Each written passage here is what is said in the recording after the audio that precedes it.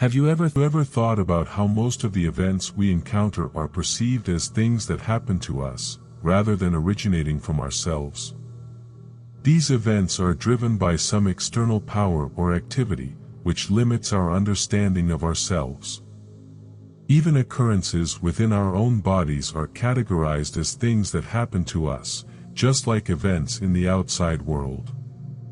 Thunderstorms, earthquakes, hiccups, and belly rumbles are all examples of external forces acting upon us that we have no control over. We're not responsible for being born either, and it's easy to spend our entire lives blaming our parents for putting us in this situation. This passive perspective on life as something that happens to us influences our overall outlook. In Western society, we often view human existence as a precarious event, driven by a 19th-century philosophy of science that rejects religion. This perspective regards ourselves as biological accidents in a mechanical universe, without any higher purpose. Those who are more traditional may see themselves as children of God and therefore under divine authority. Regardless of our worldview, we often feel like we don't belong to this world. It's challenging for Westerners to consider the external world and our bodies as an extension of ourselves because we have such a limited view of what ourselves are. We tend to focus on specific areas of our experiences and define ourselves based on those, rather than recognizing our connection to the broader panorama of life. Let's suppose that before our birth, we existed as souls in another realm. During this time, we evaluated our options for various characters and roles we could play in life. We could see the skills, challenges, and missions that each character would have to overcome. Even before we selected our character, we knew how our life would play out. This selection process is critical as it enables us to level up and evolve as souls by learning lessons. Therefore, we carefully choose what we want to learn during our character's lifetime. As for you, you selected to be you in this lifetime for the game of life. However, what's intriguing about this game is that we completely forget who we are and what we are because we decided to have a human experience. Many people believe that they are humans, but they are the ones controlling their characters. The true self is the one holding the controller. The purpose of our existence on Earth is to participate in the game of life, where we choose our character and the lessons we will learn in order to evolve as souls. Many of us become so attached to this game that we miss the opportunities to learn, and as a result, we have to return to Earth in multiple lifetimes. Although we are meant to forget that we are playing a game, there comes a time when we awaken to this realization, and this is how we can successfully navigate the game of life. Once we recognize that life is just a game, we can change our perspective and start viewing our challenges as missions to complete. We can enjoy the journey and even the pain, just like we would in a video game. At the beginning of the game, we don't possess all the necessary skills to win, and there is a learning curve. We face challenges, bosses, and sometimes get lost, but we seek guidance and continue on our journey. Likewise, in the game of life, we need to acknowledge that it is just a game and adjust our mindset to enjoy the journey. Doing so will make life more enjoyable and more fun. This passage highlights an essential principle, the idea that changing your level of magnification can result in different perspectives. When you look at something through a microscope, naked eye, or telescope, each perspective provides a different understanding of the same object. All perspectives are correct, but they are simply different points of view. For instance, when you examine a newspaper photograph under a magnifying glass, you may see only a collection of dots, but if you step back, the dots arrange themselves into a pattern that makes sense.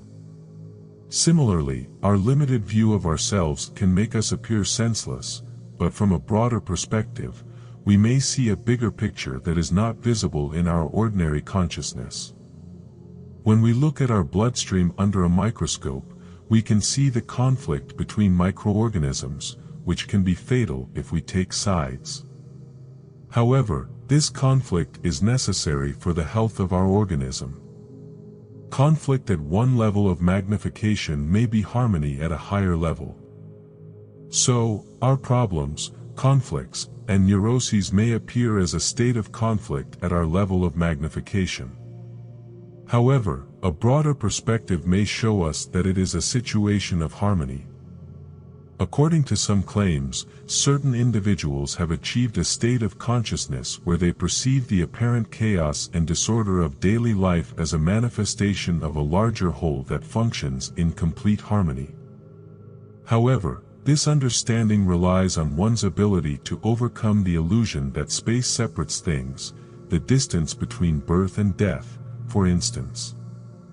We tend to view these temporal and spatial intervals as insignificant, but they are essential components of the universe.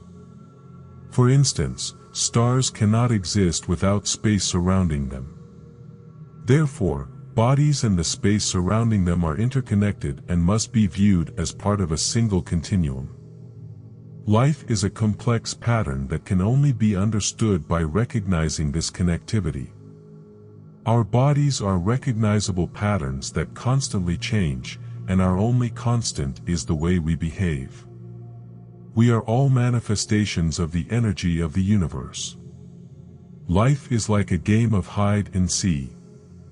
Take a moment to look at your hands and body and observe how you're currently controlling this human form.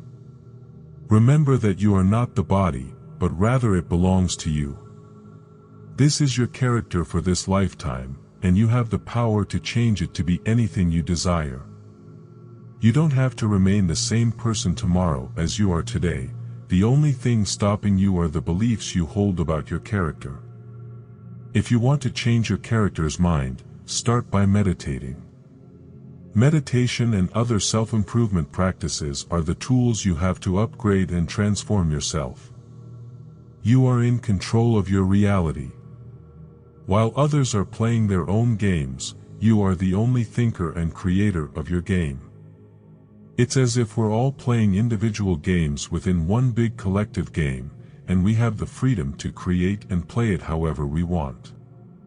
You hold the power to change what's going on inside your character, which in turn changes your outside game.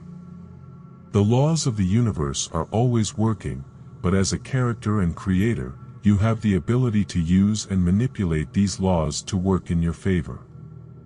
It's important to understand the power you hold. You are not just an ordinary being walking around, but a god playing the game of life.